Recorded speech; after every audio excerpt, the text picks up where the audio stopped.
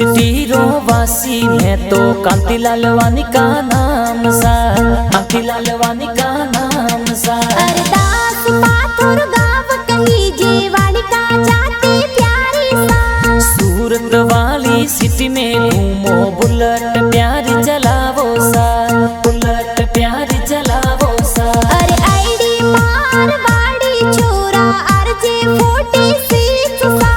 कांतिलाल जी बुलेट लेने घूमे प्यारा लागे जी, घूमे प्यारा लागे जी। अरे कुलदेवी सा मुंडा माता जी मेहर थोरे कई जैसा।